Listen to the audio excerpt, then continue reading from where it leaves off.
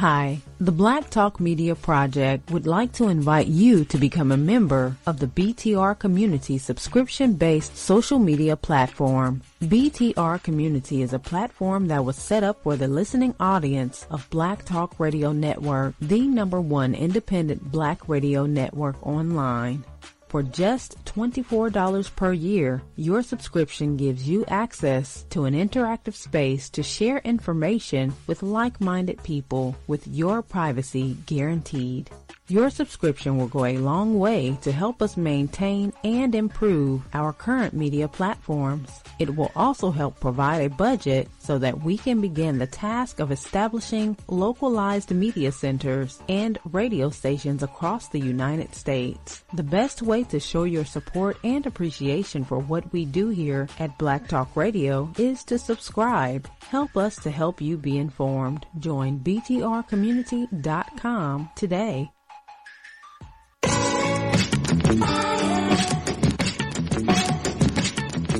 The views and opinions expressed by callers, guests, and hosts do not necessarily reflect those of the Black Talk Radio Network and Black Talk Media Project. Black Talk Radio is new black media for the new millennium.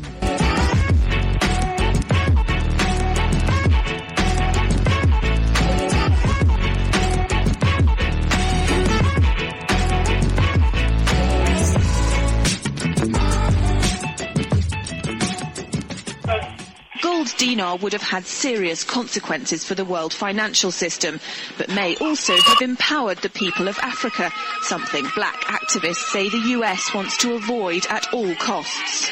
We're slicing cake.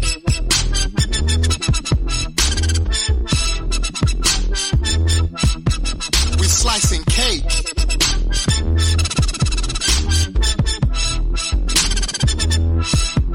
We're slicing cake. Say the US wants to avoid at all costs. We're slicing cake. Say the US wants to avoid at all costs. We're slicing. Gaddafi didn't give up. In the months leading up to the military intervention, he called on African and Muslim nations to join together to create this new currency that would rival the dollar and euro. They would sell oil and other resources around the world only for gold dinars. It's an idea that would shift the economic balance of the world. Countries' wealth would depend on how much gold they have, not how many dollars they trade. And Libya has 144 tons of gold.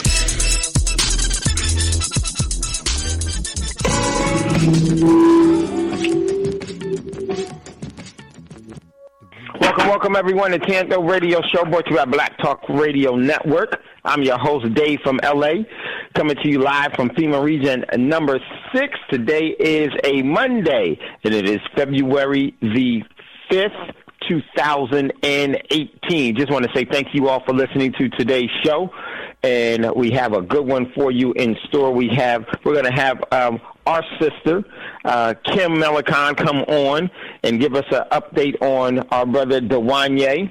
And so looking forward to that show with you all today. But before we get into that, and if you'd like to get in on the conversation, you can give us a call at any time, 704-802-5056.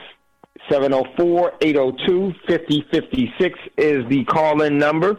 Once again, area code 704-802-5056 is the number to call if you'd like to get in on the conversation or get involved in today's show. But before we do that, let's take care of some of the administrative duties, then we'll get into today's show. Everyone, please continue to support Black Talk Radio Network by going to www.blacktalkradionetwork and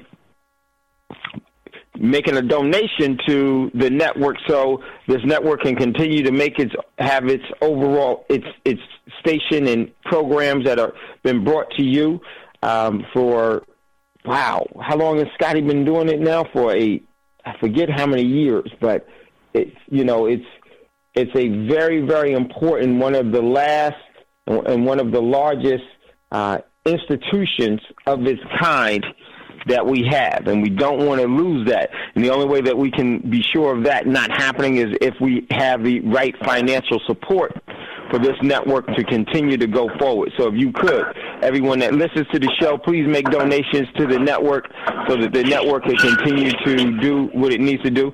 Everyone, please back when you come into the thank you. And very, very important. So you can do that very easily. Make a donation to go to the website for the network and making a donation, or another great way for you to support the network is becoming a member of its social media outlet known as BTR Community. For only $24 a year, you can become a member with BTR Community.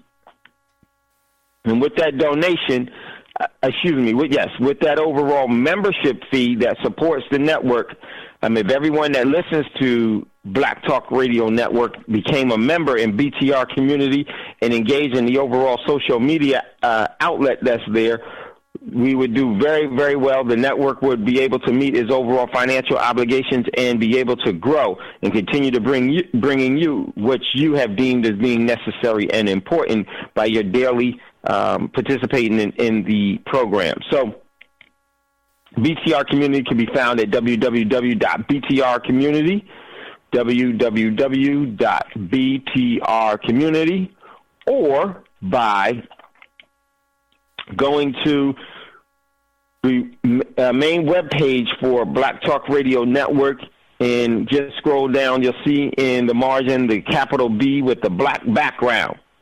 So just hit that, and that will lead you to prompt you into becoming a member at BTR Community.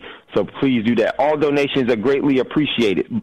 So you can make any donation to the network, or you can actually become a member in the BTR Community. And once you do that, you have access to this full social media outlet that will not adversely affect you as others do. So please definitely become a member there. And BTR is, once again, is BTR Community is www.community.blacktalkradionetwork.com. Big ups to my man Tommy, that is the chief engineer of today's show. And right after Thando Radio Show, Melanated Roots is going to come on with Brother Rio, and Brother Tommy will have a great show for you all today as well. So make sure right after Thando Radio Show, Melanated Root. Definitely want to catch that show. So big ups to my brother, Tommy, and looking forward to, as always, love, man. When you come to, and hopefully Brother Tommy and Rio will be able to make it to the first RDP summit that we're going to have. But that's one brother you want to meet. Tommy and Brother Rio. Just good brother. And man, they're funny when you get them two together.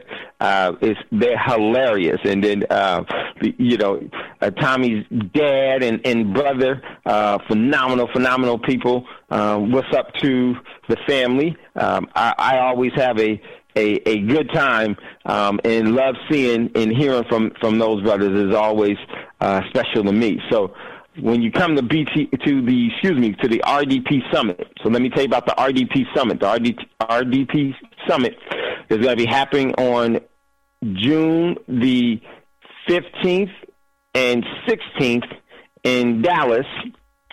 This week we'll be sending out the invite as soon as I hear back from the gun range on everything. So what we're going to do is we're going to have the first RDP Summit where we're going to be featuring and highlighting gun safety and all of the members that come, and you are more than welcome as BTR Community listeners, Thando Radio Show listeners. I would highly suggest you come to Dallas in June, that Friday and Saturday. And the first day is going to be firearm safety and certification. We're going to get you to actually the proper way to handling a firearm and how to utilize a firearm in a safe manner is going to be the first day, and that's going to be great. And I think that's very, very important for the women in our community and for the men in the community that have no formal safety training or have not been taught the proper way in utilizing and handling a firearm. So we're going to be doing that. That's going to be all of the first day. It's going to be firearm certification and how to utilize a firearm in an effective, safe way is going to be the first day. We're actually going to get some range time in. And so very, very important. Looking forward to that. Then the second day is going to be seminars where we're going to be constructing and building satellite preparedness groups throughout the country, you being all of the participants being the focus of it all, so that we can have a wide variety or a expanding demographic of our community that is going to be prepared and being able to be the first responders to anything that adversely affects the overall community at large. And let me tell you, that's something that you definitely want to do, because that positions you and your family in a position of advantage. And you definitely want that. If you can just look at some of the things that the community has had to deal with over the past 15, 20 years, and you can see the necessity in how important that could have been and what that could have serviced during that time. And we have to do that, and especially for some of the things that I see coming down the pipeline is going to be affecting our community. I don't want it to adversely affect our community. So the first RDP Summit will be held in Dallas, and that's some of the things that we'll be going over. Second day, we'll be actually going over preparedness, and we will actually have strategy. We will develop strategies for first respondings from our communities as satellites, and we'll be going over a bunch of other things, economic opportunities, and so forth and so on. So as we get closer, pretty soon I'll pull out the whole agenda, and we'll be expanding. We'll definitely be looking forward to all of you coming to Dallas in June to start our overall putting some actions and training, and I think that's very, very, very important. So looking forward to that, okay? And I'll give you an agenda as who's going to be some of the seminars and what's going to be the main topic. We'll have that all for you relatively soon. Just need to hear back from a couple of things and get that done, and then make sure that we are all ready to go. So that's some of the things that we got coming up. Also, if you would like to acquire real money, you can go to Prosperity Mint. Prosperity Mint is a full-service precious metals dealership where you can acquire real money by trading in your currency for real money, so that you can have an asset, so that you can actually start saving as a king or a queen or as a lady and a gentleman, and not save as a slave, because there is a different way that that relationship or that type of mentality based off one's knowledge will actually see and participate in the overall economy as either a debt servant, a lady and a gentleman, or a king or a queen. And I would definitely say you want to save as in the appropriate way with real money. So you can also email info@prosperitymint.com, info@prosperitymint.com, and just say Dave said for me to contact you, so they can explain the proper way to purchase the precious metals. Okay? So looking forward to that opportunity with you all. Also at the first RDP Summit. So we'll put that stuff out. Next, everyone, if you'd like to engage in the crowdfunding platform, you can do that via Coins of Change. And I have some meetings with, and I'll tell you, I have meetings with the creator of Coins of Change tomorrow at 9:30. So I'll let you know how that goes, so I can keep you up to date on some things that's going on, some things that working on behind the scenes quietly, but in my opinion are very, very important. So if you'd like to get involved in the platform for acquiring the cryptocurrency of Bitcoin and soon Ethereum below market price, but being able to redeem it for full market value. You can do that via the crowdfunding platform known as Coins of Change, and all you have to do is you can email powerincrowdfunding@gmail.com, powerincrowdfunding@gmail.com. Just put power, no spaces, IN, crowdfunding.com, and we'll get the presentation to you so you'll know what the actual opportunity is, and you can engage in that. And so we'll talk more about that as well later on this week. So with that being said, we're going to jump into what's in the news before we get our sister Kim to come in. Let me just text Kim to make sure, because I missed her call earlier. And let me just text Kim because I know she is. Let me see if she's. I'm here, Dave. Hey, Kim, what's going on? Okay, we got Kim in queue. I thought you were there. Give me 1 second, sister. Let me go through what's in the news. And what's the, Kim, what area code are you using? The 678? Yes. Okay, cool. I see you. Okay, got you, because now I see. Okay, cool. So I know where you are, so we'll get started. Looking forward to our show with my sister, Kim Melancon, and looking forward to, and she's going to give us an update on Dwanya and an update on what's going on in Dwanya's case. For those of you that don't know about it, we'll go over some of that because we always have new listeners, so we're definitely going to have to set the overall table for them so that they'll know exactly who Kim and Dwanya are and what their cause is and what's happening and why we need to be supporting this young man that we have to make our voices known and assist as much as we possibly can for the fundamental reasons of, what's politically correct is always morally wrong, and there's a moral stance that we all need to have within our community to say what we will accept and what we won't accept. And so very, very important. So we're going to get to Sister Kim, who is in queue, ready to go, as always. But let's get into some of the things as to what's in the news. I'm not going to be able to get to everything as what's in the news because we got Kim standing by. Don't want to keep her waiting, but I'm going to highlight some things. Now, first article, and I'm just going to brush over this, but we're going to definitely talk about this later this week.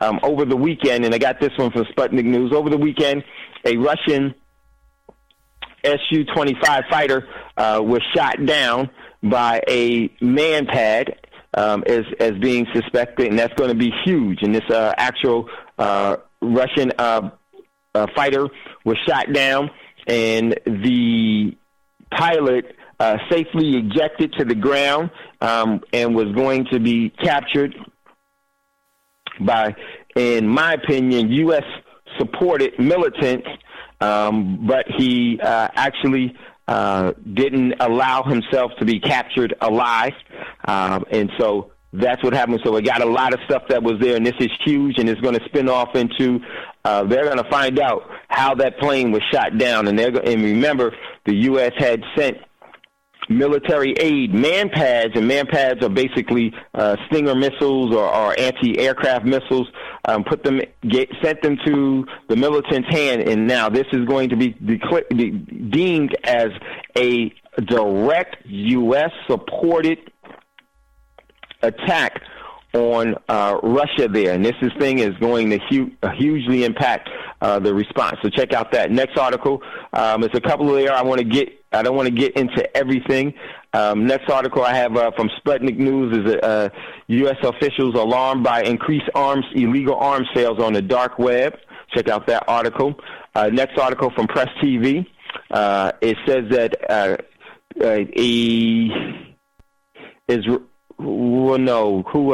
Press TV, paper claims Israeli war on Gaza days or hours away, and there was a lot of activity that's going on there, and I wouldn't be surprised, and I'm trying to vet if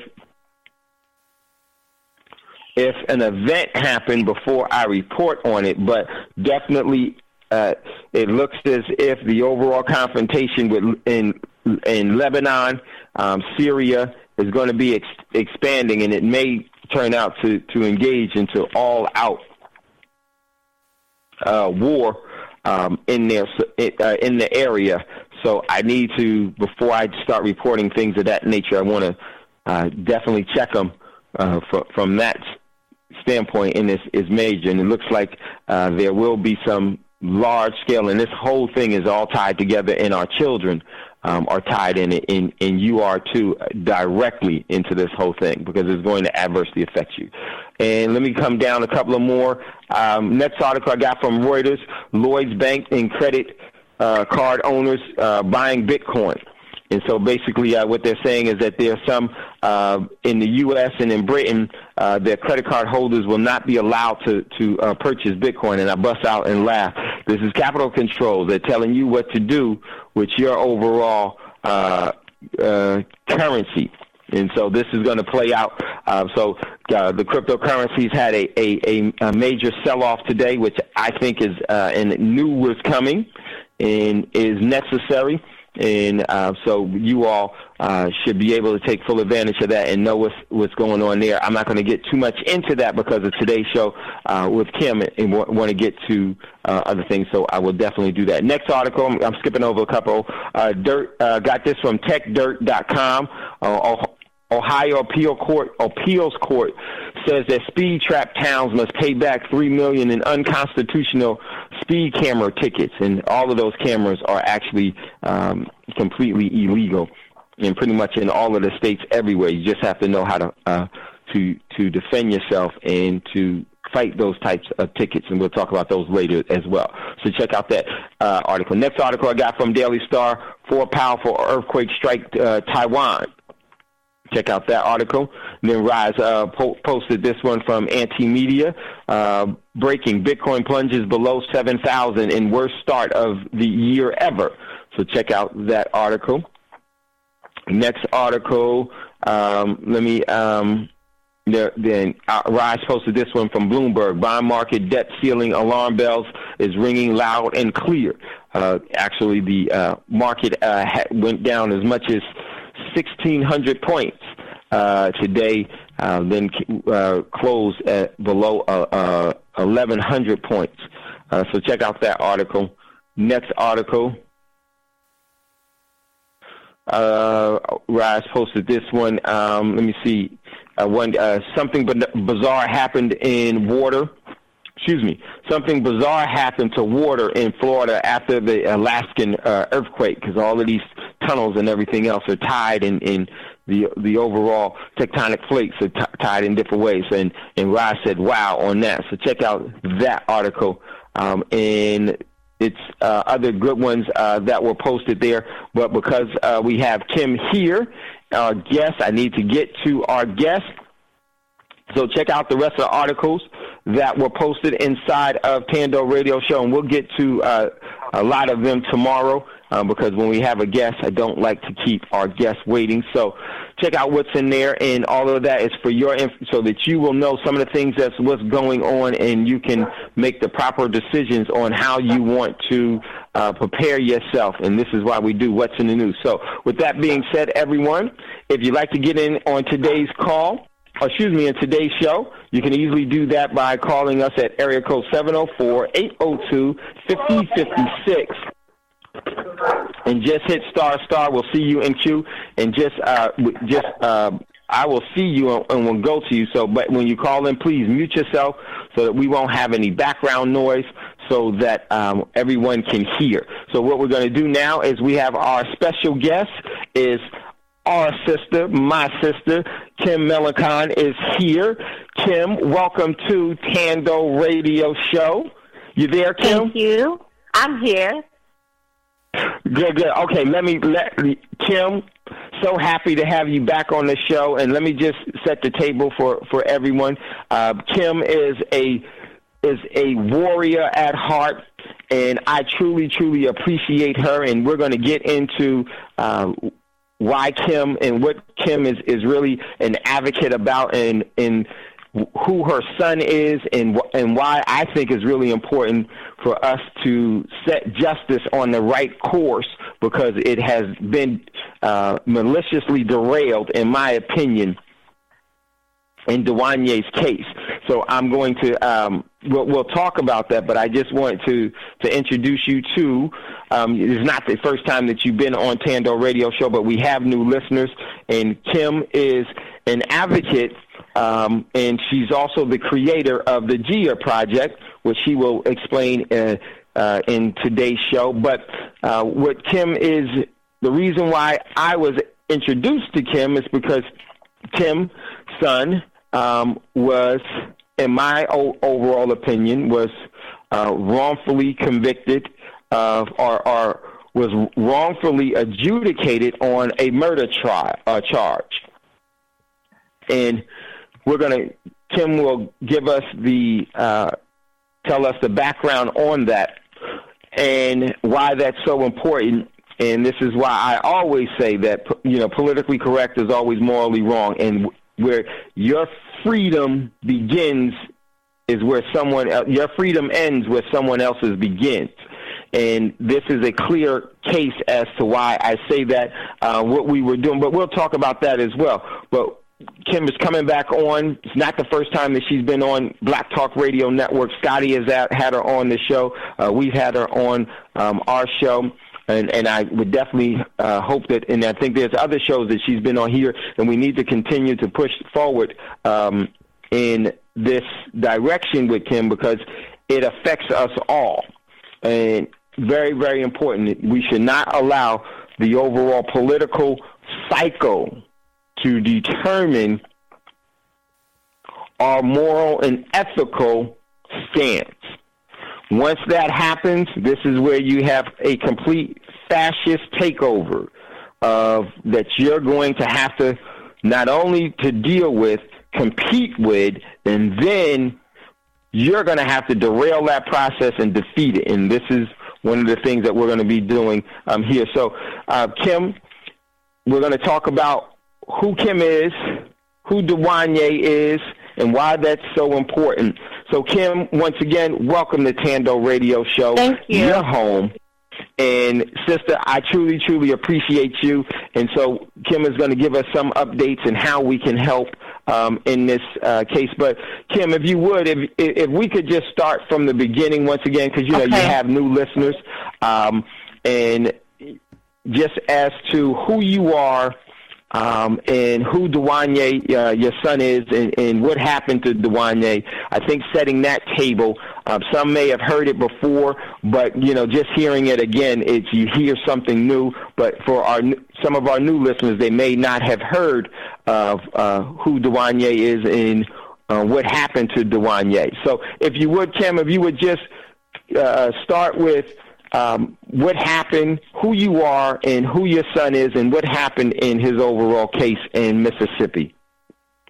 Hi, Dwanya Hickerson is my son, who was convicted last year, and to be exact, July of last year, of second-degree murder for the murder of a transgender person whom he met online. Dwanya met the person online via a dating website where he had signed up to meet a female. Dwanya, at the time, was a 20-year-old Navy studying to be a meteorologist, and who had really just finished his classes up for that. I just have the certification at home at this point. So I have to say that he had been speaking with Dee Wiggum, who is the transgender person that he was convicted of murder for. He had met him online, and there were several occasions where they had agreed to meet up. And again, unbeknownst to Dwanya, he was speaking to a biological male. So Dwanya is a heterosexual male. He's not opposing people's lifestyles, but he himself, he's a straight man. So he was looking to meet a woman. And, in retrospect, I was thinking that, he's in the base, he's safe. knowing he's going to date. And I kind of think, should I have asked questions early on about who he was dating? Because maybe I could have shed some insight to him. Not that I would have known, because it's very hard to tell in this day and age. And it's just something that we have to have conversations with our kids about now. It's just a different era. And so I wasn't thinking anywhere along those lines that Dwanya would be caught up in something so treacherous and something so, it just, of course, life-changing for him and for the transgender as well. So long story short, Dwanya had agreed to meet the transgender on numerous occasions, and he stood him up. She stood him up several times. And he didn't understand why. He said, and these are conversations that I've had with him after the fact. Well, there was a rodeo that came into Pascagoula. Dwanya was stationed at the Keesler Air Force Base, again, getting his certification for meteorology. And finally, he says he got the call that D. Wigham was in town and he wanted to meet him. So he picked Dwanya up from the base, and this was late at night. And he had said that there were going to be some friends coming along with him. So Dwanya, of course, thought, okay, we're going on a date or whatever. We're going to drop his friends off. So they had talked online several times, and it was kind of understood what they were going to do. I mean, he's a 20-year-old. That individual was a 25-year-old at the time. And it was just kind of unspoken that they weren't going there to sip tea and talk. They were going there for a sexual experience. And that's what happened. So during the sexual experience, Dwanya said that D. Wigham said to him that he didn't want to have traditional sex because he was saving that for someone that he would potentially marry or be with, And so there, again, was deception. So there's deception all around. There's deception in not saying who you are, because someone has a right to know.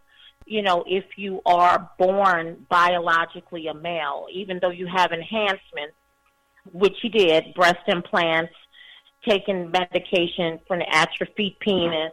So just things that a 20-year-old is not doing a frisk on who he presumes to be a female. So he didn't pat the person down. And even so, this person still had the anatomy, and enhancements that provided him a disguise, if you will. So after the sexual act happened, D. Wigham turned around at that point and said to my son, "I'm a man." So this is where Dwanya says in court and to everyone, constantly repeating the same story, that he lost it.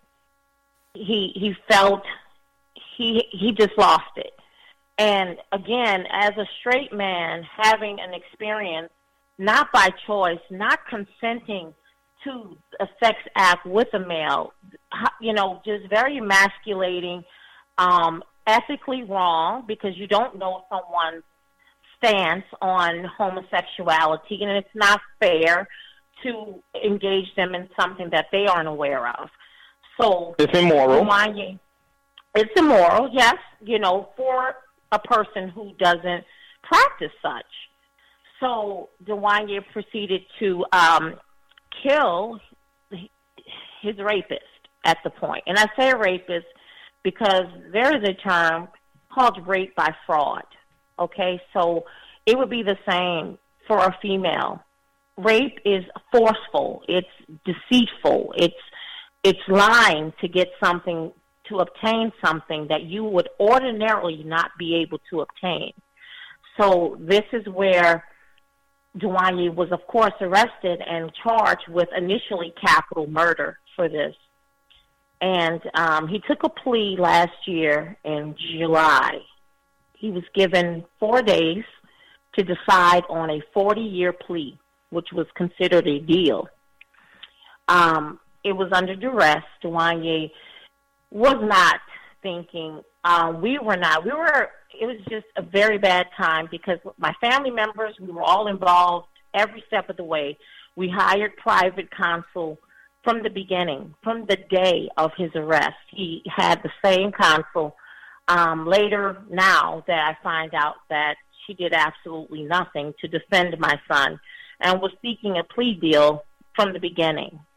Just never a defense, no psych evaluation. If someone says they lost it, that's an indication that there was a crime, a heat of passion moment where a person is put in a situation where it's a trigger for them. I don't know my triggers. You may not know yours, but when they happen, they happen.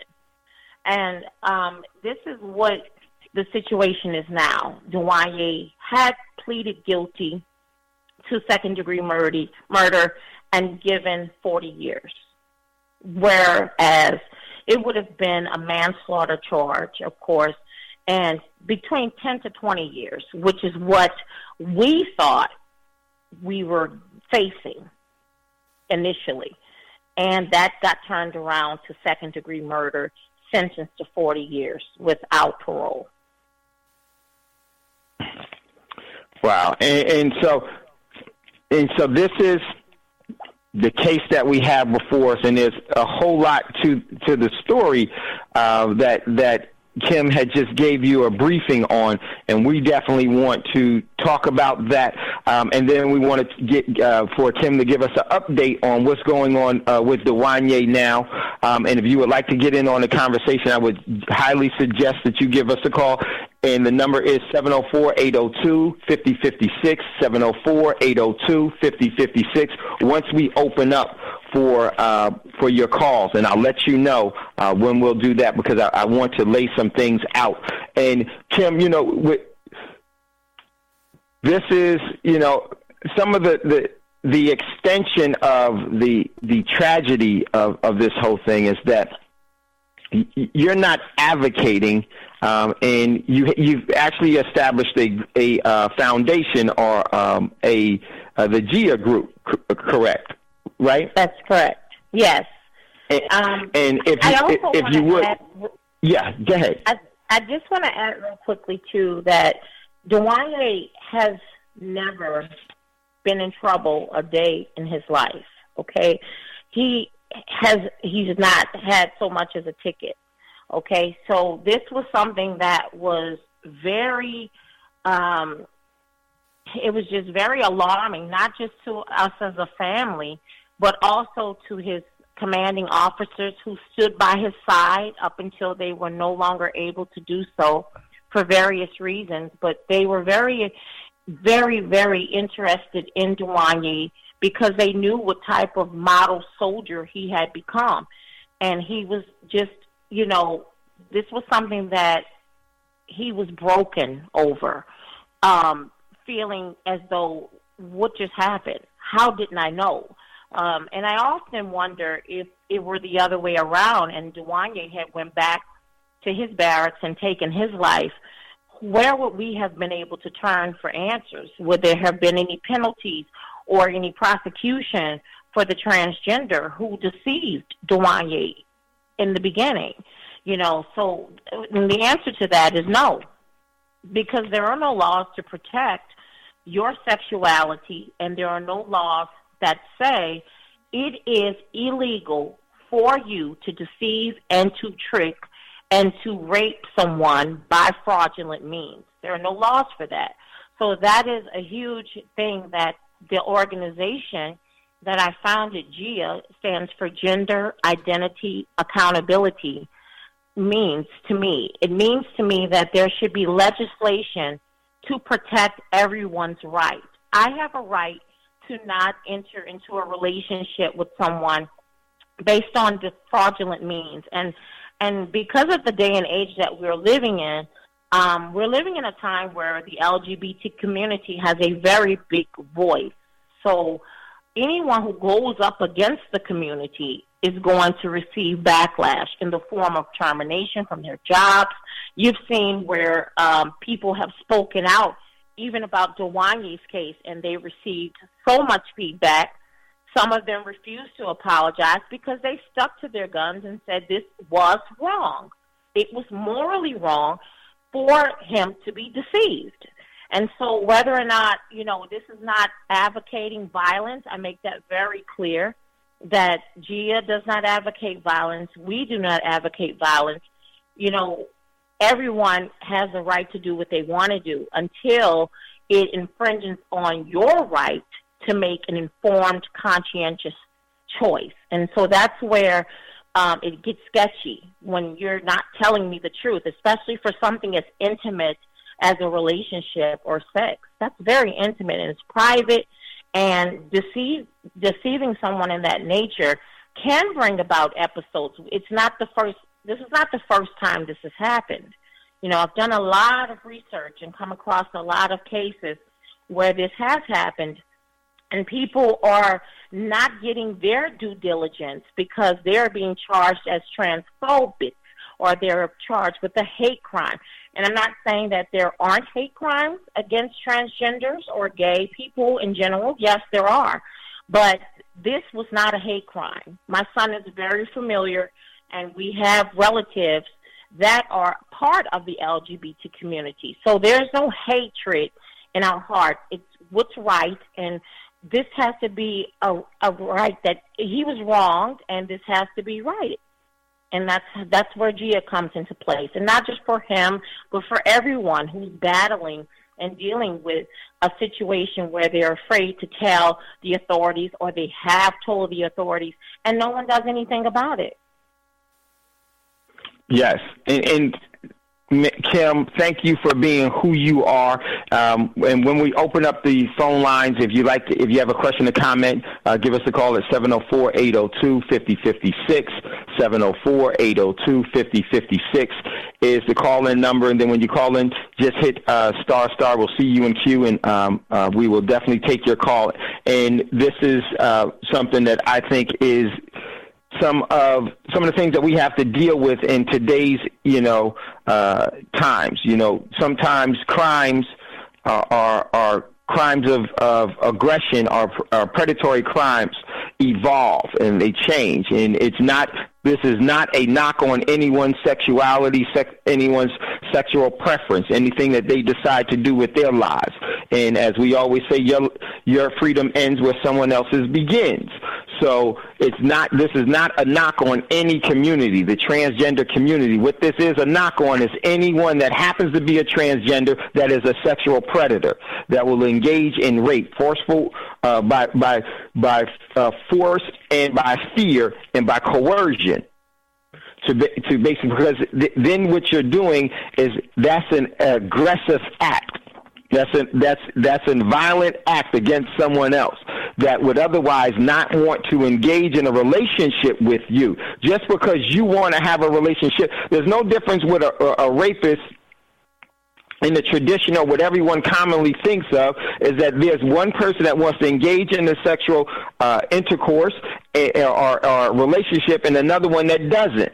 And so the one that does gets to forcefully supersede and force themselves on the other person that doesn't. There is no different than when you deceive someone, because if you told them who you truly were, or the truth about your overall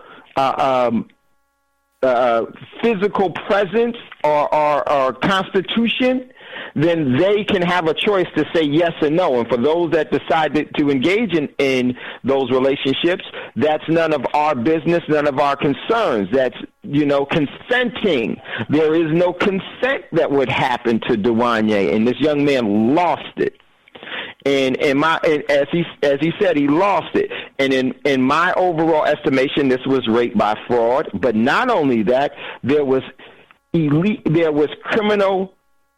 In my opinion, there was possibly, and Kim will talk about there was collusion and malicious criminal collusion in his right to due process that was interfered with because of the overall political arena, or the political background in which was now presenting itself in Mississippi. And we're going to talk about some of that. So this is why we're advocating, and we want to assist Kim in her organization, GIA, and this is why we also want to ensure that Dwanya is given the full due process of the law that he has a right to have, and that was compromised. From his plea deal to his trial and plea deal, all of it was maliciously and purposely, in my opinion, compromised. And once you have that, ladies and gentlemen, that overall plea is null and void.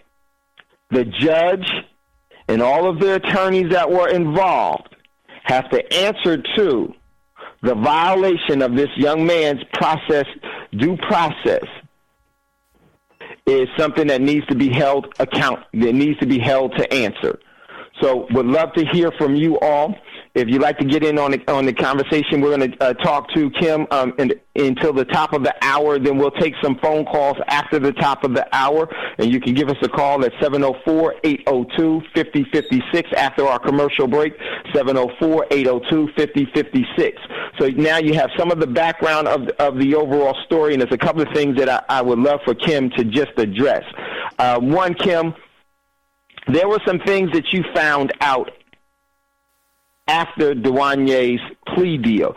You talked about when Dwanya was offered the plea and how that plea deal was really a plea under duress because there was collusion, in my opinion, and there was an agenda. And that agenda had nothing to do with bringing any form of due process to Dwanya and Dwanya's case, but was politically motivated and politically charged for an outcome that would be acceptable to a segment of the population. And that is in that whole intention.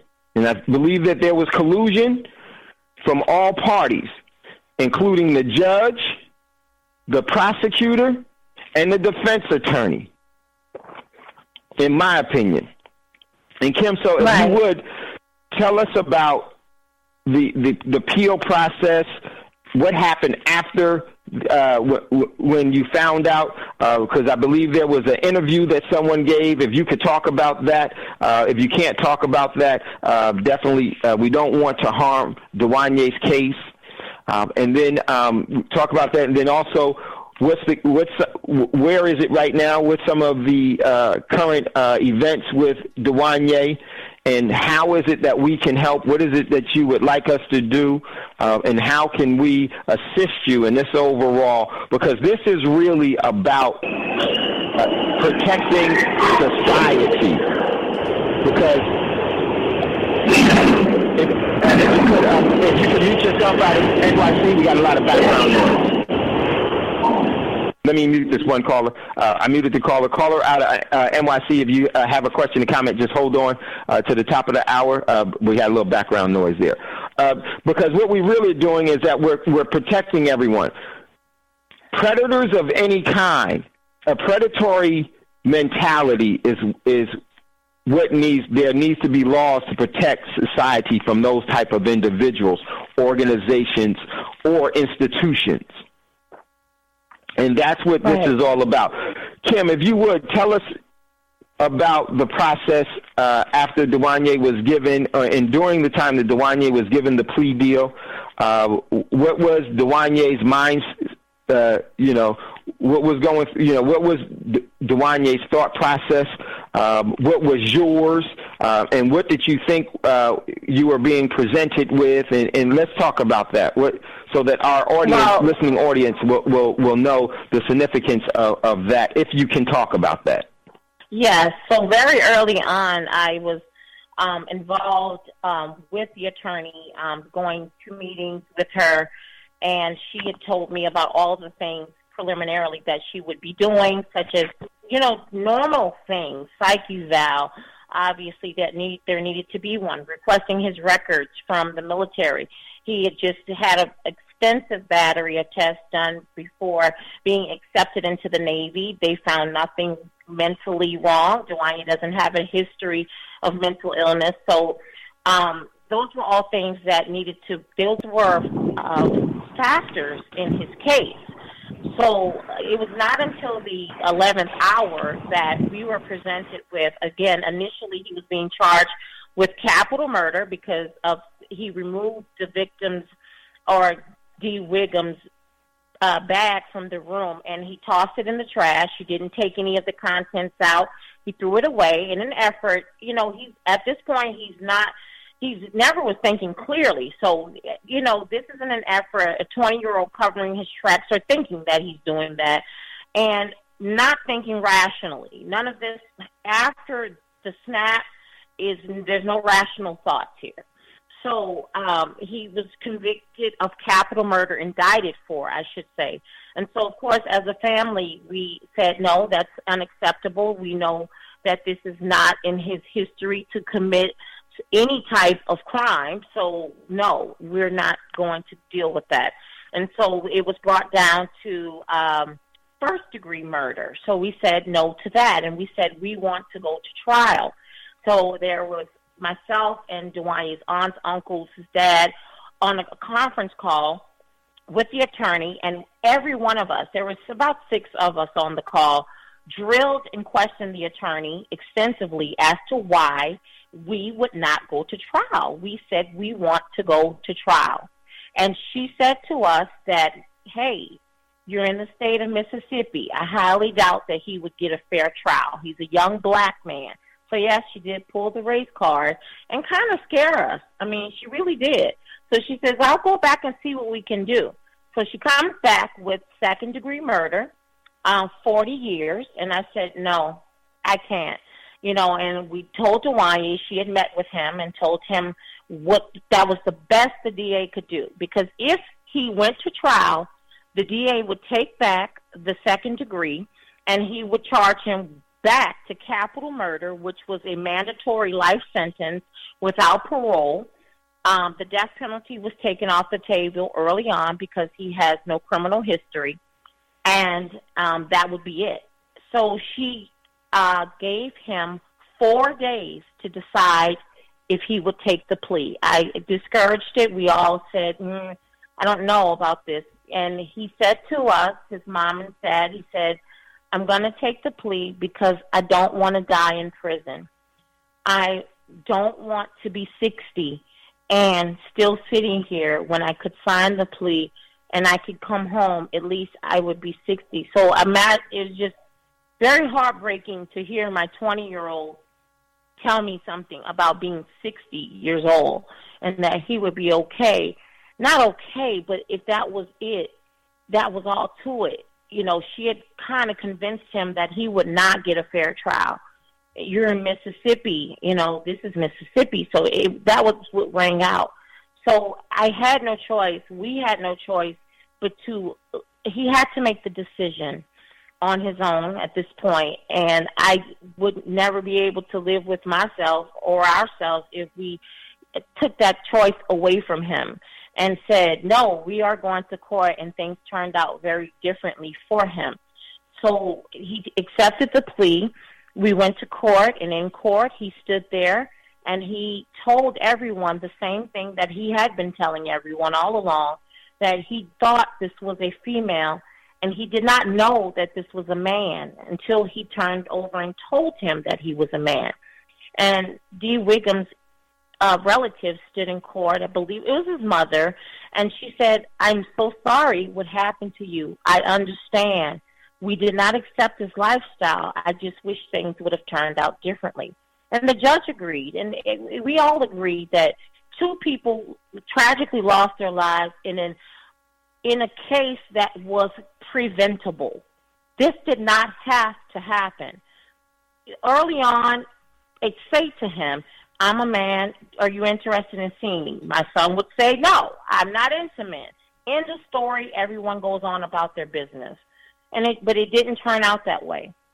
So here we are the next Sunday, and the prosecutor, the DA, gives an interview to a newspaper, a local paper, stating that he was glad that Dwanya accepted the plea because it guaranteed him to be in prison, and he knew that if he went to court, they would only be able to prove manslaughter.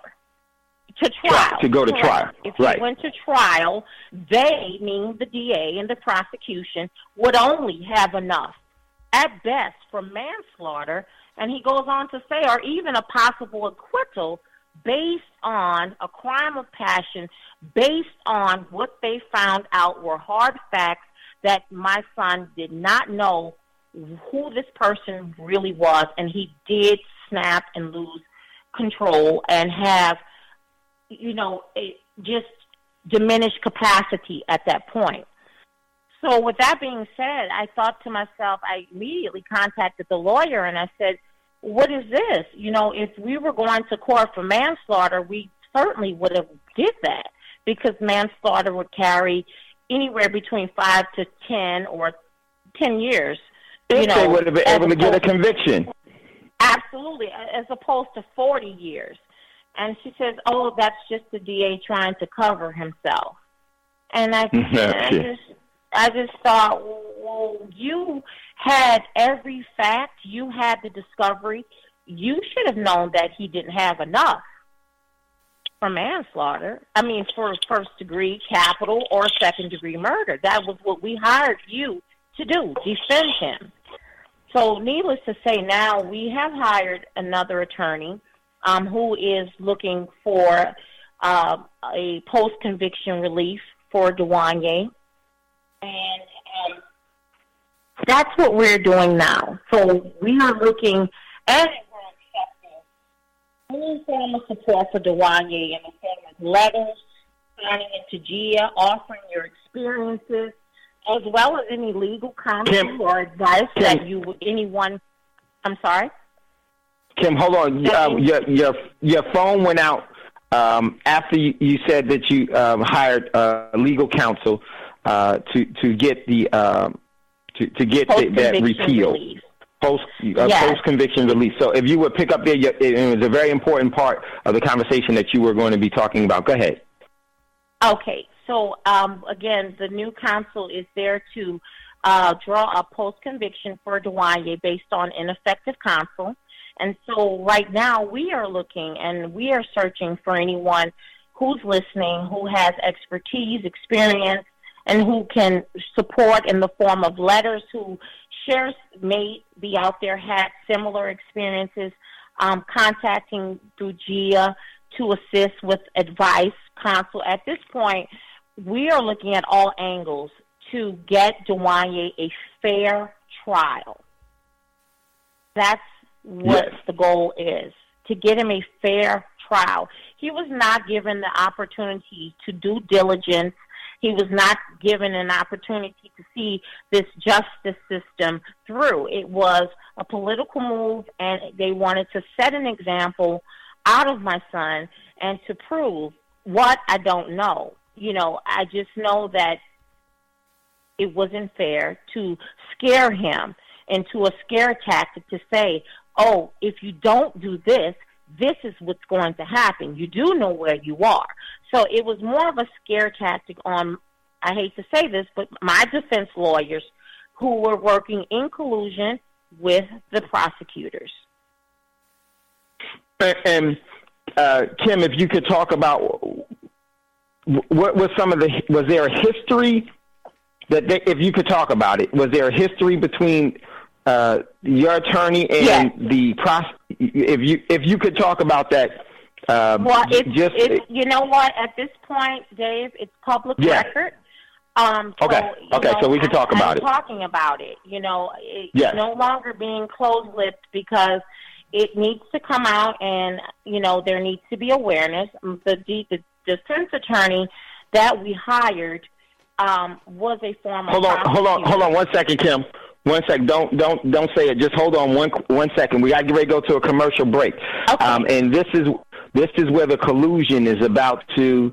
This is the malfeasance of justice that happened here, and this is making us all vulnerable to predators from all walks of life. This is going to harm the transgender community. This is going to harm the gay and lesbian community. This is going to harm the heterosexual community, because the law and the judicial system is aware of this now. Precedence has been set, and they've taken the precedence that is going to bring about more violence. And not only that, is violations of due process for every person that is accused.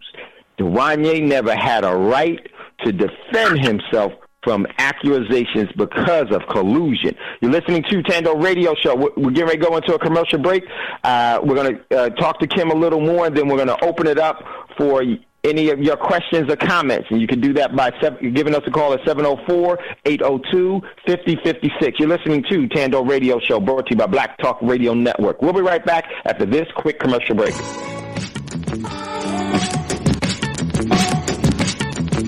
The views and opinions expressed by callers, guests, and hosts do not necessarily reflect those of the Black Talk Radio Network and Black Talk Media Project. Black Talk Radio is new black media for the new millennium.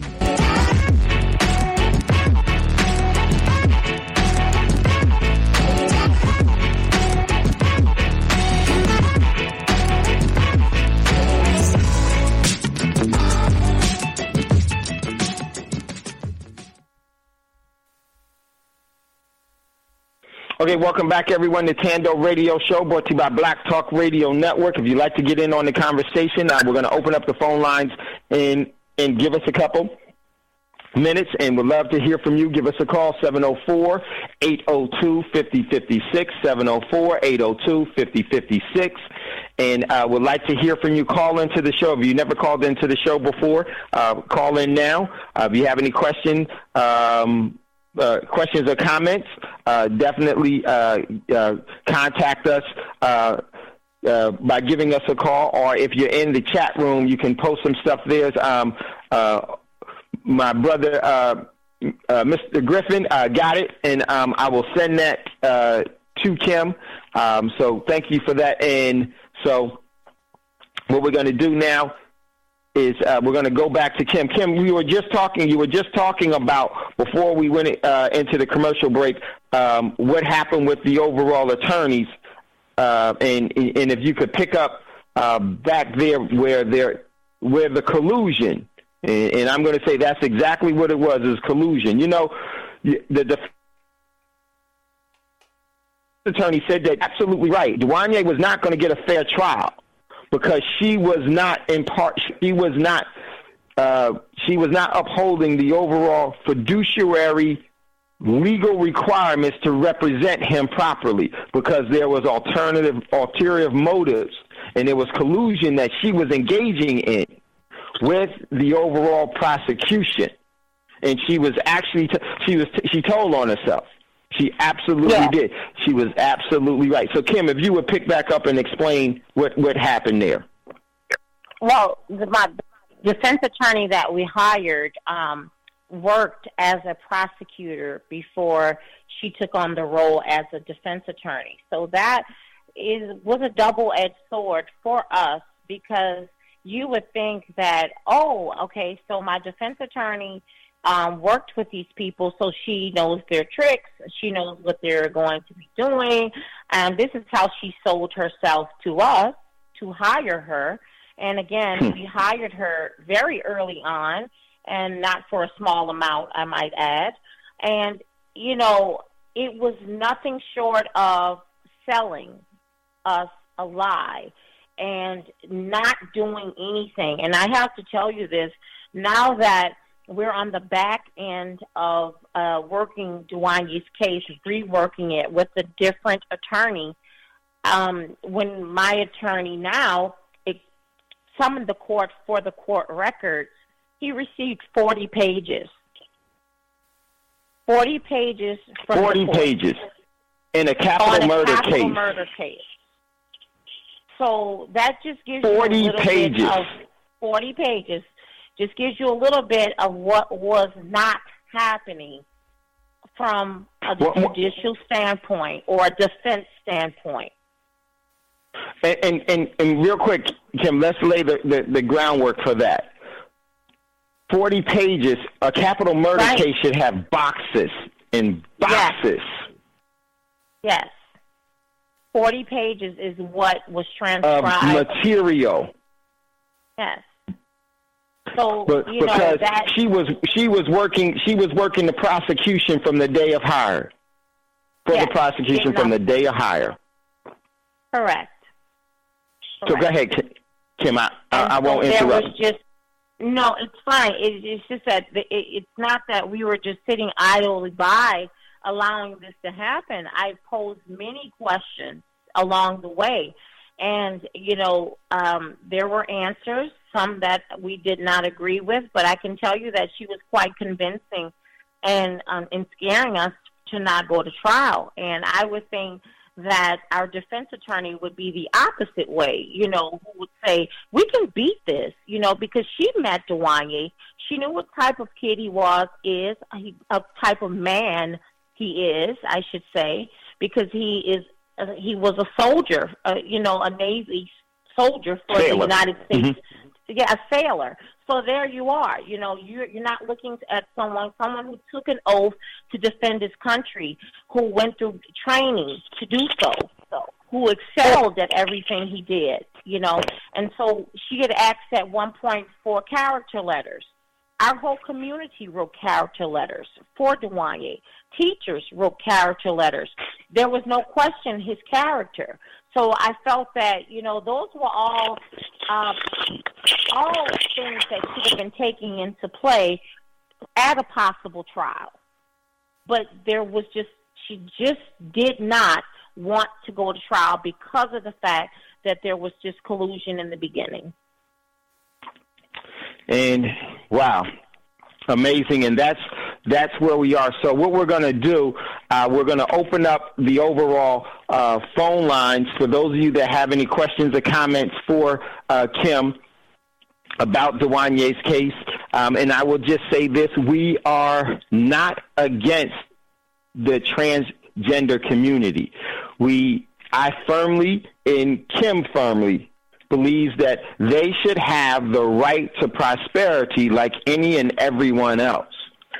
This is the precedence that was here, and the collusion that was done there was a criminal act against the transgender community, against the gay and lesbian community, and against the heterosexual community, against everyone in this country, because the law is not protecting, by way of the law, is not protecting the everyday persons from predators, which D. Wiggins was. He just happened to be a transgender predator. And that was the act of rape by fraud that caused an emotional response from a heterosexual man that led to the murdering of D. Wiggins. Dwanya never said that he didn't do it, but it's the reason why it happened. And that is the true nature of this case. And this can happen and is going to continue to happen until it is rightfully adjudicated.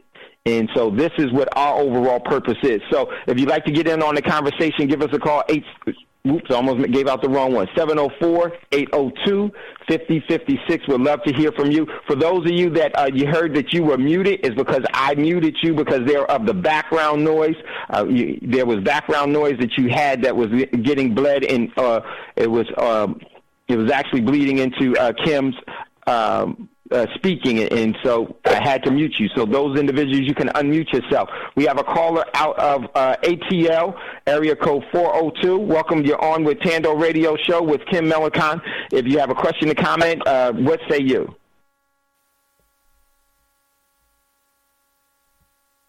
Caller out of area code 402. That's 404, Dave. Oh, 404. Yeah, thank you. Thank you, brother. I'm tripping. Area code 404.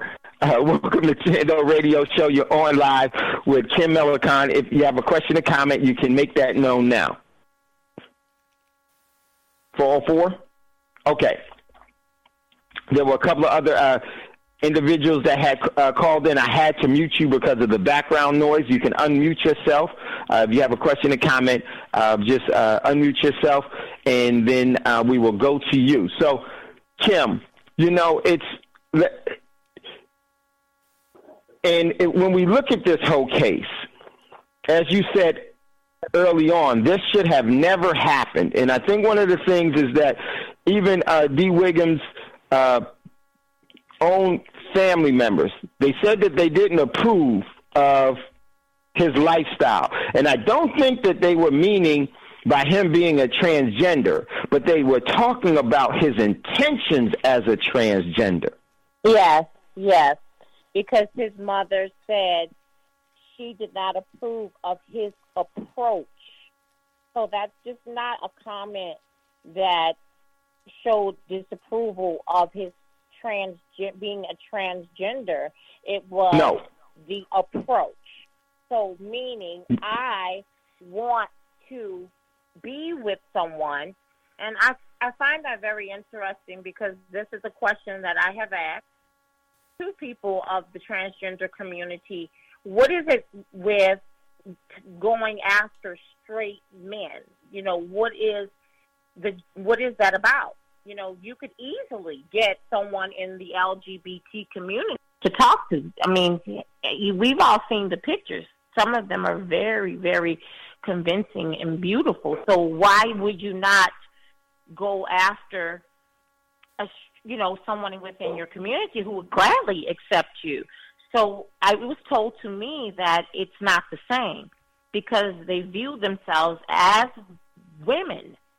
So just as it's just they feel that they have the right to talk to a straight man the same as I, who was born a woman, would have the right to talk to a straight man. And to the point of even saying, do you disclose to men, that you were born a woman? Is that like something that you would say? Well, no. Well, then why should I? Well, what do you mean, why should you? Because you're not a woman. Right, but it is an argument to be had. Right. Well, I think that there is no argument to be had because of this. You know that if you told that individual how you were biologically created and what you had to do to get to the overall condition that you're in right now, they should have a say so, because there was a process that you went through that you should be disclosing to someone that you want to have an intimate relationship, because if they knew that, they would have. See, it's not about you. It's about every predator and every predator always thinks about me. But see, it's not about you. It's about the overall other individual that you're deceiving. Why be deceitful? And I've heard because you have to be deceptive. People say, I'm living in my truth. Okay, if you're living in your truth, then what are we not telling the truth for? Then it would be easy to say, I was born a man. This is who I am. This is who I am. I identify as a female. However, I was born a man. So that's your truth.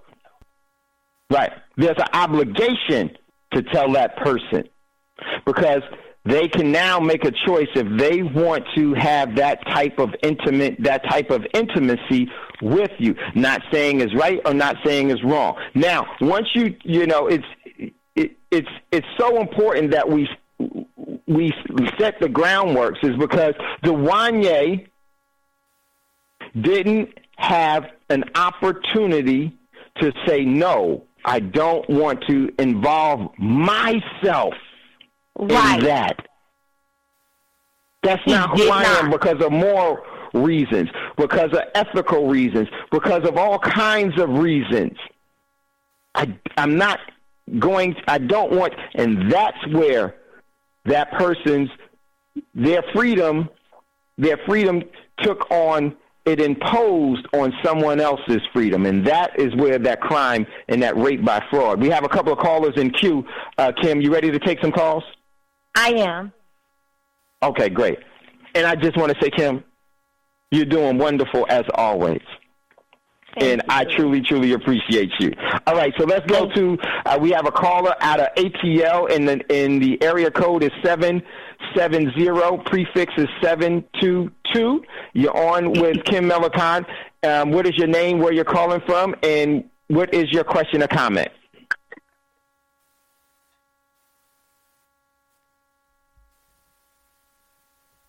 Out of ATL, 722. What say you? You're on. Okay, we're going to go to the next one. We're going to go to, thank you for muting yourself. Next caller we're going to go to is out of area code 504, prefix of 428. And if you can hear me, it's out of L.A., out of Louisiana. Welcome to the Thando Radio Show. What's your name, and what is your question or comment for Kim?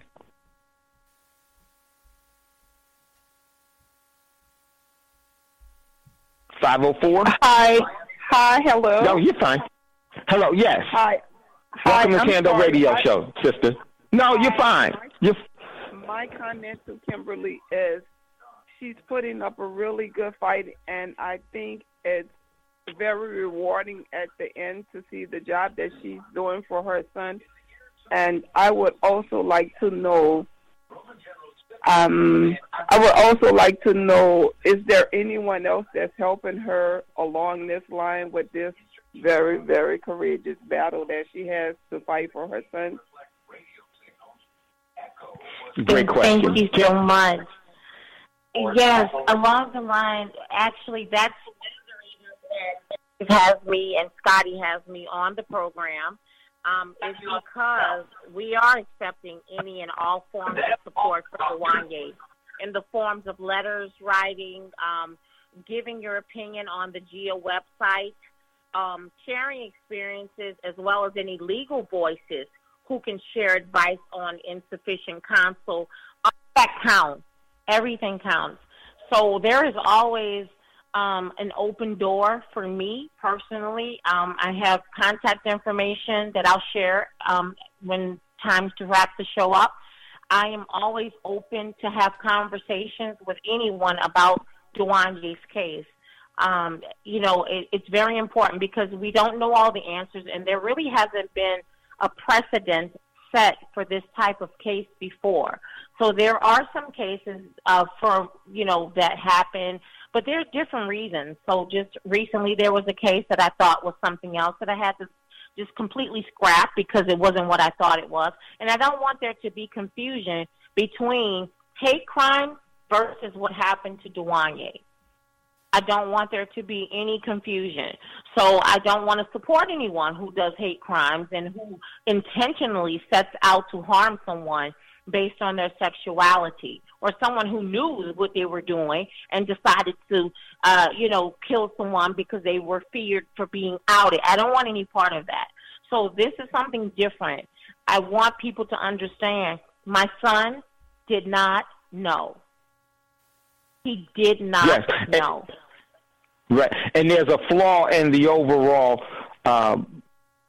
judicial system where there are many flaws, as we know, that is not protecting the overall common citizenry that happens to go across all demographics and choices because they have not defended the people from the predators. And that's what the overall, and the laws need to come up to date to the crimes that are being committed in our society. And Dave, you always mention identity theft, and there were no laws for identity theft when I was growing up because we really didn't have debit cards and things like that. But as technology advanced, there had to be some parameters set for identity theft because people were stealing people's identity. And so now we have laws, and it says you go to jail if you steal someone's identity. Case closed. You go to jail because it's fraud. So there should be some consequences and repercussions the same way, because I'm sorry, but my body is definitely more important than a debit card. So if there are laws surrounding your finances, there should be laws surrounding your body. And that's where there is a huge disservice, a huge disconnect. And quite frankly, people are afraid to go up against the LGBT community.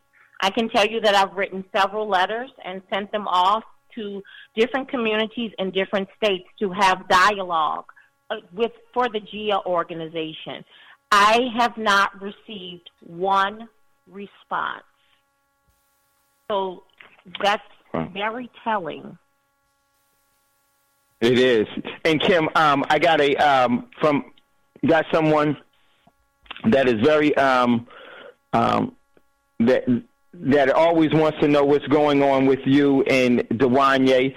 Big Marv has sent an article, and it's from the Atlantic Black Star. FBI prosecutes his first black identity extremist, and hardly anyone is talking about it. So I'm going to forward that one to you.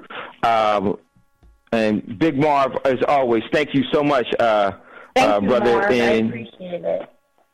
Yes, and then we're going to also talk more about how you can support Dwanya and more about what's going on. So we're going to take a couple of more calls. We've got another caller in queue, and for the one caller that just called in, thank you, sister. So continue to listen. Thank you. And Kim will give you some contact and how we can help. And I'm going to just say one of the things that Kim and I had talked, and we've been talking since last year, we wanted to wait until Kim had the right attorney, and we didn't want to step on her counsel's or Dwanya's attorney's efforts, and wanted to make sure that it was okay for us to talk about and go in certain directions, because we didn't want to see the main emphasis here is to get Dwanya due process. And before, because a lot of times people will have self-serving purposes and everything else. But the main thing here, the main objective here is to bring due process for Dwanya and anyone else that ever is in Dwanya's position, but also to have laws that will prevent or make it a crime for anyone to engage in such identity rape by fraud and be a predator against the overall society. That's what the overall judicial system and the laws should be looking at. But they were politically motivated in this one. So, Kim, hold on. We got another caller in queue. The caller out of Atlanta, your area code is 404. And the first three numbers is 229. Welcome to Thando Radio Show. Do you have a question and comment for Kim?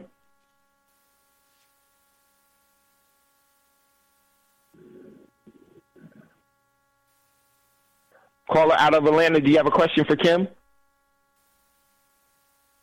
404-229. Okay, I'm about to mute you, and if I mute you, that's because, okay, great. So, Kim, so if you would, there's a couple other, they'll come back in. Kim, if you would, give us an update. How is Dwanya? Where is Dwanya, and what can we do? And so we're here now. What do we do to support you? GIA support, but first and foremost, Rise. Hold on, I'm going to go to you real second. But before we do that, let's just think about that, Kim, and then I want to go to Rise, and then we'll go to how we can support Dwanya and you, and just give us an update on Dwanya and what is it that we can do with him. Rise, welcome to Thando Radio Show. You're on with Kim. Go ahead, Rise. Yes, greetings, Sister Melancon. It's great to hear you back on the air. Hi, Rob. Thank you. Hi. I'm so glad to get an update from you. I just have to say to you, I don't know if you really get the depth of the importance of what you're doing with GIA.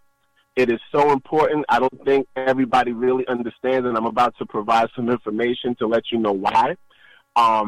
2 weeks ago, and I posted this on BTR community because you were the first person I thought about when this came up. I was watching the local news in New Jersey, and they were talking about a new law that they were putting into place to allow transgender people to change their birth certificate. So if they were born a male and they wanted to and they turned female and they wanted to have their birth certificate reflect their sex change and their identity over their actual birth identity. They're able to do that. And they're also allowing people to come from other states to do the same thing. There's no provision that says that they have to reveal any information about who they are to anyone that they're having any sort of potential sexual activity with. So to me, this is just the government facilitating more and more events like what happened to your son, simply by stating you can change your birth certificate, present it to someone. Let's say if they say, hey, I want to see your birth certificate to make sure that you are who you say you are, they can present a birth certificate that makes them look like they're really what they're not. And the only way the person will find out is possibly if they meet someone who knew them before, even as a child, before they had the gender change, or if one of the other person's relative tells them. They're not going to know who that person was. And there it is. The government is facilitating this sort of tragic fraud and just and rape by fraud. It's just crazy. And this was just 2 weeks ago, and I looked up more information on it, and I saw nothing written where they are, stating that, heterosexual people should be protected. All the protections are going towards LGBTQ. And again, let me just qualify this. I have no problem with anyone of any gender or any sort of LGBTQ person. You can do whatever you want behind closed doors with your life. That's no problem. But like Dave said, your freedom ends where mine begins. And, if the law is facilitating this sort of stuff, then it's going to create a major backlash amongst heterosexual people, because cases like your son's are going to skyrocket.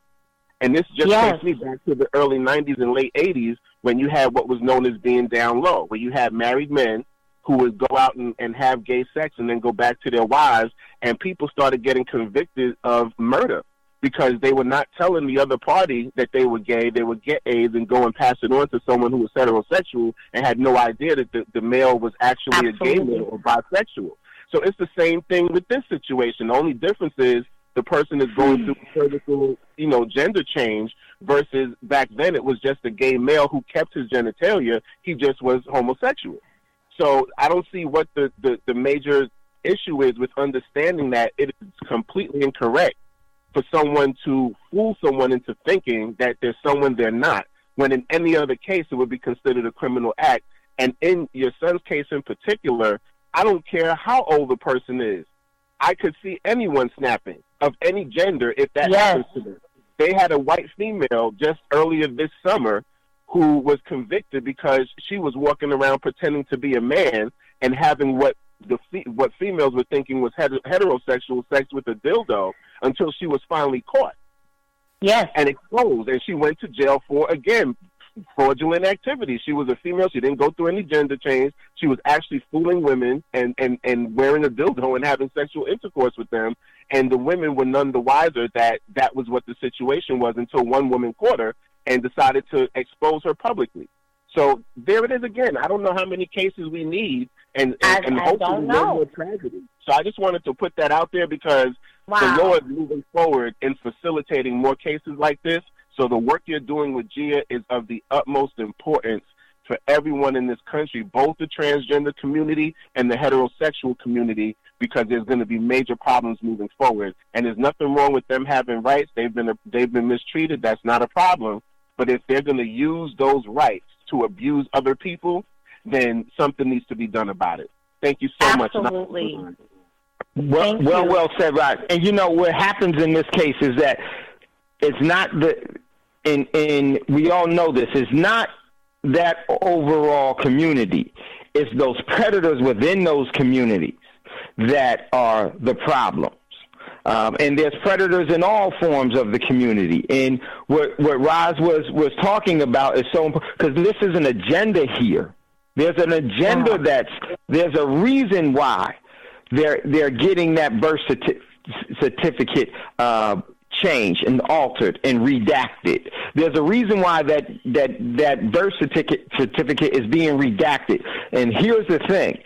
They're able to do that those individuals have political momentum, because we have not stood our ground and said, absolutely, no, these are the parameters. that we will allow to happen. We don't need the overall approval of politicians. The law will actually reflect what we want, because we are more, and we are protecting against predators. Now, if you're not using that for predatory activities, so listen, that's no different than allowing a murderer to use a mask. That's what they're trying to do here. They're trying to allow and condone murdering as long as you use this mask. This is a loophole to the law of rape, because rape is done by force and by fear. So, nah, we're not going to let that happen. So, well said. Hold on, Kim, we're getting ready to go to a commercial break. When we come back, we'll continue this great cause Brother Dave that Kim has that we need to support. Much love, much respect, Big Raj. You're listening to Thando Radio Show, brought to you by Black Talk Radio Network. Getting ready to go to a commercial break. And when we come back, we'll go back to the lines. Thomas, I see you there. We'll get to you. Oh, okay. So we'll get right there. You're listening to Thando Radio Show, brought to you by Black Talk Radio Network. We'll be right back after this quick commercial break. No, I'm not a writer. Okay.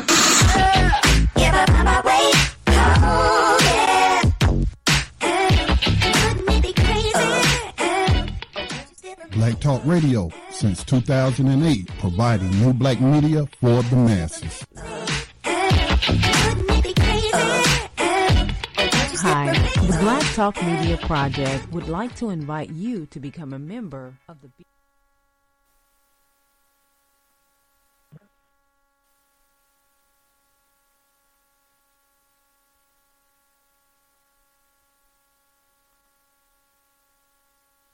Okay, I think it faded out. The commercial faded out. Welcome everyone back to Thando Radio Show, brought to you by Black Talk Radio Network. If you'd like to get in on the conversation with Kim, give us a call, 704-802-5056. Before we go back to the lines, what I want to do is I want to take a couple of more of your calls, but then I also want to lay out how we can support GIA, the organization that Kim has created, and also support Dwanya. And I would say to everyone, the thing that's most important is not our overall, is Dwanya getting due process. Because once Dwanya gets to due process, guess what? Precedence is set. And this is the stand that we need to take. And just remember that is what, in my opinion, that's what this is really all about. Because until we correct, as Kennedy said, error is something that you can correct. When you fail to correct an error, that's when it becomes a wrong. And this wrong has to be corrected. So give us a call, 704-802-5056, and we'd like to hear from you all. So we got another caller, is my man T out of NYC. Go ahead, Thomas. What's your question or comment? Peace to the peace to all the callers. Yeah, man, this is a tragic case, man. I feel for you deeply. I don't know what I would do, if I was in the same situation with my kids. I think that we had a case here in Harlem, and it was right up the street from me. You got this huge precinct, and the largest precinct in Harlem. And a guy went to go meet a girl he met on the internet, and I guess they met, and he didn't realize that it wasn't a female. So when he went to meet her the second time, he had a friend or two of his with him, and the friends realized it, and they started making fun of him. So he asked, and he punched the transgender, and they fell and hit their head and died. And oh my God. And he was able somehow to beat that case because he was fooled. I don't know. I know the laws are different in different places, but that was, a tragedy. There was a lot of transgenders who came around the neighborhood and laid flowers, so it was, very odd. But I totally feel for you. I think one of the key important things that I hear in your story is to people never plead guilty. Unless you've done that crime, try to fight it. You could watch all the television shows about the reality show, for the first 48 and stuff. They generally don't have a case. You could beat these things. Is that they're able to lie to you. That's part of the system. Is they allow the prosecutors and the cops to lie, to make it seem like they have a case when they don't, to get you to give up information. And another thing, on the cows, Gus always stressed this, is black people should be serving on juries, trying to help other black people out, because a lot of times we're afraid to face the trial because we know we're probably going to get that all-white jury. And the more of us that's on the jury, the better we'll feel about our chances to fight some of these cases. And I'll mute my line. Thank you. Yeah, you know what? One of the things that... Go ahead, Kim.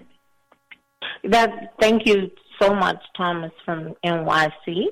I just wanted to say to you that there was scare tactics being done. Of course, NYC is a little bit different from Mississippi. So anybody who knows history knows the history of Mississippi. So that alone, and I like to think of myself and my, Dwanya's father and family, all of us, as informed people and, just people that aren't afraid of a fight, and we weren't, and kept going for that. Right. We kept going for that, but we were coerced beyond coercion. So an attorney's job is the power of persuasion. So when you hear something so many times, like this is what's going to happen, and ultimately it had to be Dwanya's decision. So if I had my way, trial, definitely. But it had to be something. So that's why we know that he was under duress. He was not thinking at full capacity. He was still in shock over everything that took place. So it happened so fast. It was just a lot of things coming to him at one time. And I agree with you. We do have to have more black people on juries for the same reason, because you get scared. You say, "Oh, I'm in an all-white county, and they're gonna hang me." And this is something that he mentioned to me. He says, "Mom, I've seen people go up the road for life. Mississippi, if you look at their record, they are notorious. They give the death penalty with no problem. They give life without parole with no problem." So in his mind, he felt like a plea deal. The irony in the word deal, because it's not a deal, but you know what I'm saying? So he's not thinking. Yes. We weren't. This was the first time that we had this type of situation come up in our family, a criminal charge of this magnitude. But believe me, we do know better the second go round, and we're wiser, we're more informed. And so that's why we're looking for anyone who has feedback, anyone who has advice. We are not beyond that. We are taking it all in because we really want to do this right with this post-conviction. That's very important to us. Well, Kim, the wise seek good counsel. And so you and your family are extremely wise. And, one of the things that Thomas said that I really need to, and Kim touched on it too, I need to reiterate and to actually magnify is that we need to be serving on juries. Let me tell you why. Voting. One second. Yes, I'll come to you in 1 second. Voting has its place. If voting mattered, it would be illegal.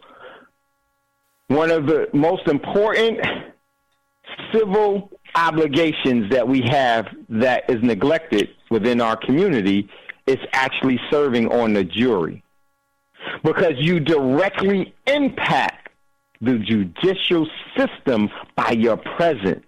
If you're not there, the case can go the way other than where it should go. And until we understand the importance of that, sitting on a jury is more important than voting and paying taxes.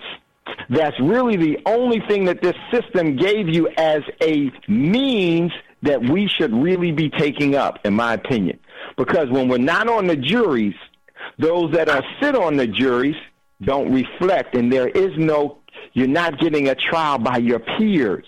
Very, very important. So we had a caller that said, may I be heard? I'm not quite sure where that person was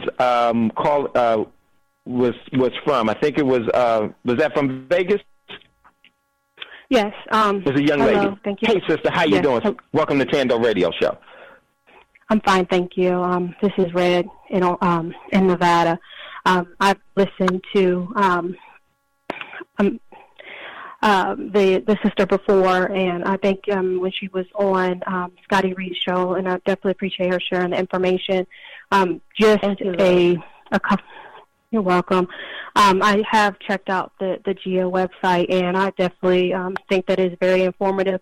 My question is, because I don't remember if you said this or not, but was there maybe like any hate crime enhancements that they were trying to add on to Dwanya's case? Is that maybe why still for second-degree murder he was still going to get 40 years? Because it seems like that's a lot in comparison to, I guess, other crimes that black people commit between each other.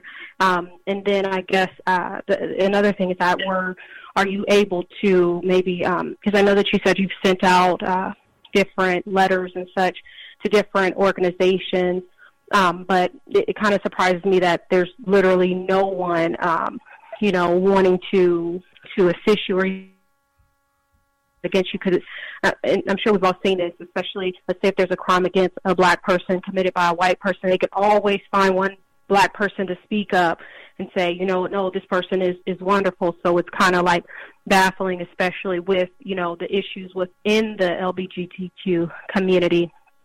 And I guess the last thing, I know there was two questions, and this is the last comment that I have, and I'll mute my line. I feel like, I kind of wholeheartedly feel like, these court systems, they know who they want to serve on these juries. I can tell you, since I was able to vote, never been I've always voted every chance I could and never been solicited, not once.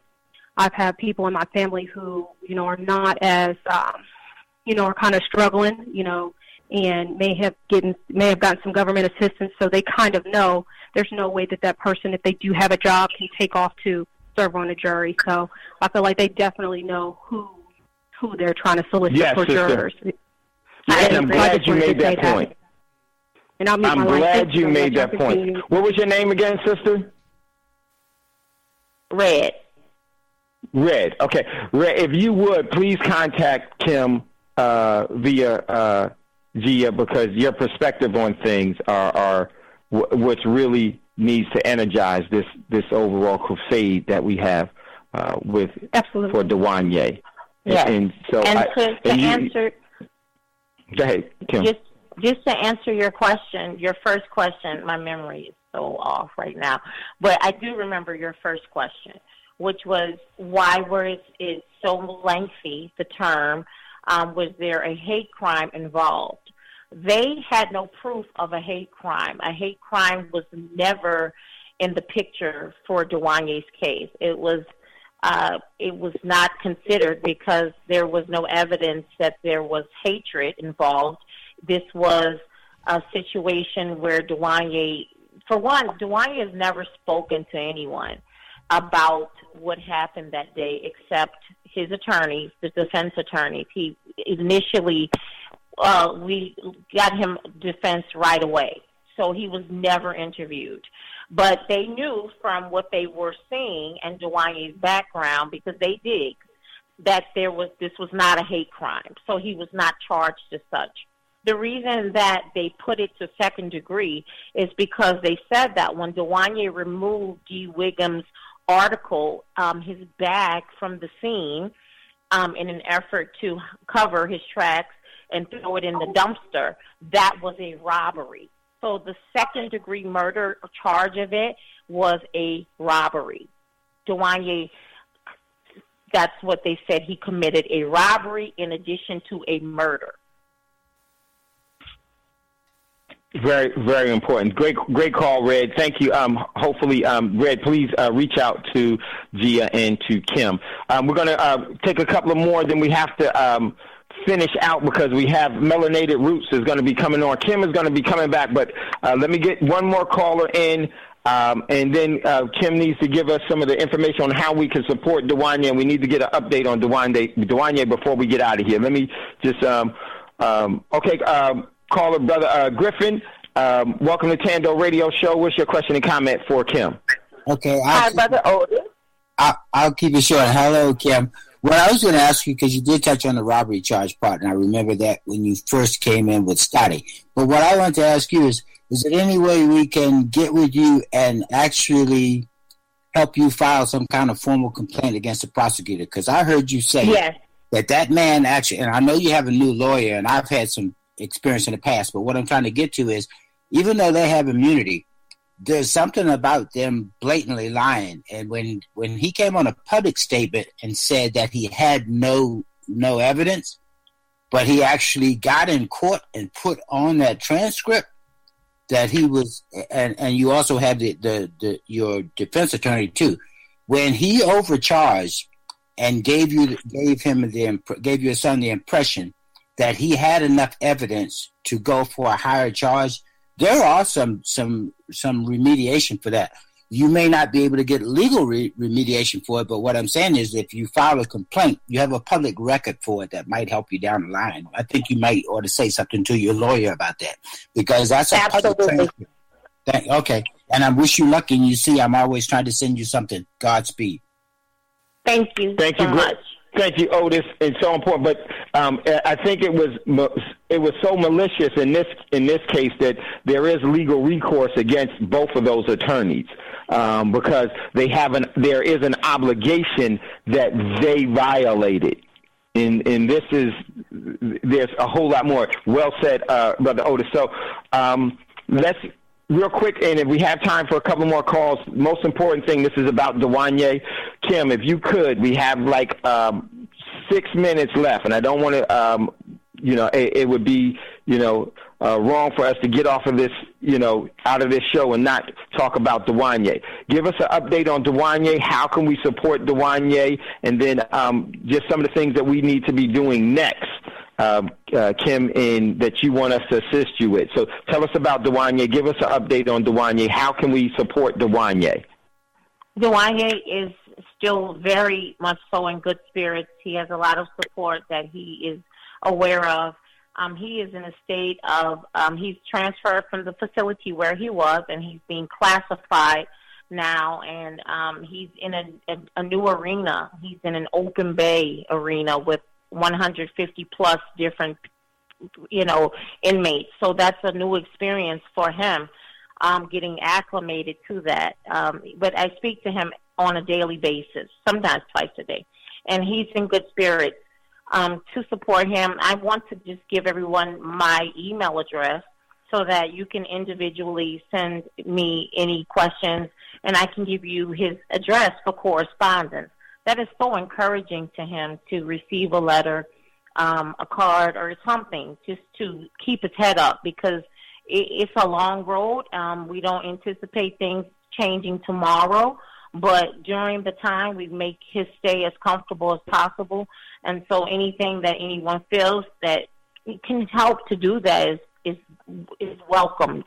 And more so importantly, getting involved with GIA. So for those who want to get involved, and there's so much to be done, because I cover a span of 2 states, and, I can't cover all of the states.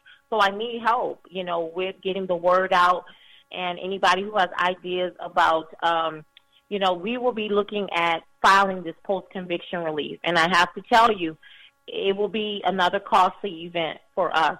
So, sooner or later, it's going to be coming down to that. Our time is running out for post-conviction. We have a certain amount of time in which to file the lawyer is really researching what we can do, how to do this insufficient counsel.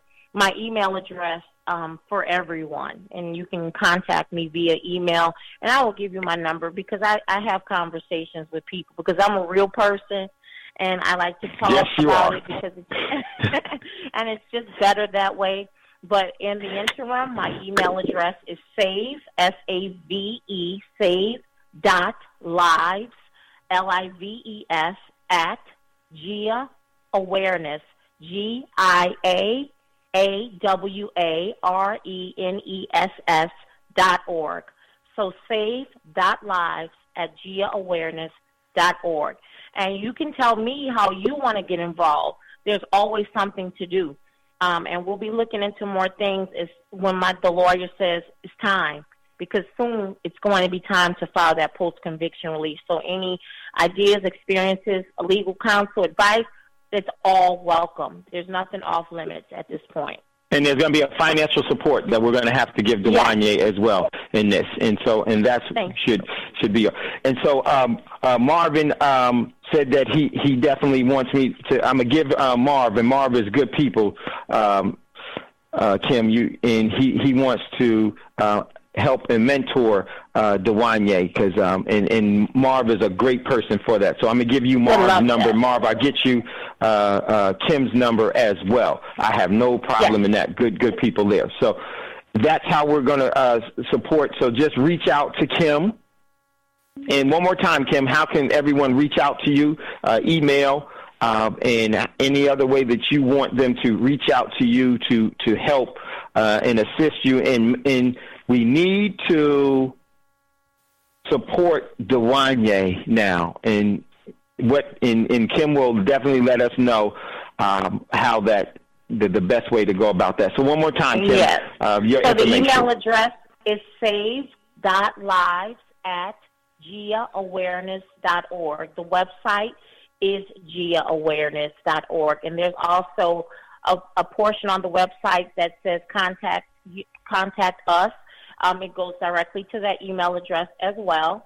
And I will be more than happy to share Dwanya's information, his address for letters, like I mentioned. It's just encouraging things for him because he needs that. He really does. He is still trying to process all of this, as you can imagine. So it's helpful when it's family, but anyone who wants to share some encouraging words with him, a card, or just say, hey, the weather is like this, I'm in this state, I heard your mom, or I was listening to the radio, you were being talked about, that definitely is encouraging to him. Yes, and I've talked to Dwanya, great young man, and we're going to have Dwanya on Thando Radio Show. Yes, as soon as we can have that, we're going to have Dwanya on the show, and there are some other things that we're going to be doing with Kim under advisement of her counsel, because this is all about Dwanya, first and foremost. And so we're going to do that. And so there's also petitions and things that we can do. And as long as counsel says that it's okay for us to do that, then we will be doing that. So please reach out to Kim in supporting Dwanya, supporting GIA, supporting our community, because what happened to Dwanya is not something that is just an aberration, a one-time event. This is going to continue, and this is going to adversely affect everyone, regardless of your socioeconomic, political, or sexual orientation. Predators. We have to be protected from predators. So, okay, everyone, I just want to say thank you for listening to the Thando Radio Show. There were a couple of callers that I wasn't able to get to. I'm sorry, but because of time, we weren't able to do that. Reach out to Kim. Kim, one more time, how can they reach you? Save.live at GIAAwareness.org. And if you are going to want to write to Dwanya, it has to just be a white envelope, no stationery, just on regular paper, not typewritten. And that's just something, of course, there's a process. I did stationery. They sent my letters back because I wanted to be fancy, but they didn't allow for that. So right. So it just has to be regular letters, but I'll definitely give details to anyone who emails me and wants to know Dwanya's information. And I really, really humbly appreciate everyone. Hey, Kim, what I want to do, I'm going to give you my password in BTR community, and you can use it at any time, and just put it that is you as Kim. I want you to post that inside of Thando. So I'll get you that, sister. Okay. Much love, much respect. As always, everyone, is never goodbye. As always, we'll see you later. Melanated Roots is coming on right after Thando Radio Show. Kim, hit me up at any time, sister. I love you. I plan on seeing you real soon. Thank you. So let's do it and let's work. Much love, much respect. We're getting ready to get out of here. We don't have time to even to do anything else. Melanated Roots coming up right after Thando Radio. Peace, peace. We'll talk to you soon. Hi, the Black Talk Media Project would like to invite you to become a member of the BTR Community subscription-based social media platform. BTR Community is a platform that was set up for the listening audience of Black Talk Radio Network, the #1 independent black radio network online. For just $24 per year, your subscription gives you access to an interactive space to share information with like-minded people with your privacy guaranteed. Your subscription will go a long way to help us maintain and improve our current media platforms. It will also help provide a budget so that we can begin the task of establishing localized media centers and radio stations across the United States. The best way to show your support and appreciation for what we do here at Black Talk Radio is to subscribe. Help us to help you be informed. Join btrcommunity.com today.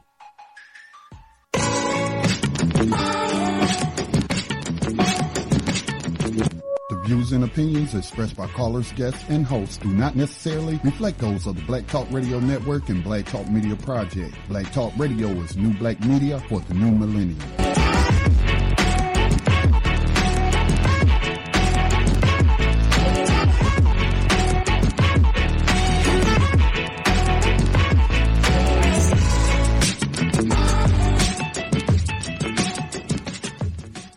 Dinar would have had serious consequences for the world financial system, but may also have empowered the people of Africa, something black activists say the US wants to avoid at all costs. We're slicing cake.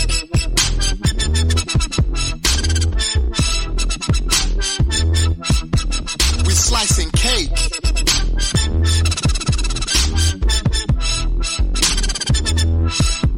We're slicing cake. Say the US wants to avoid at all costs.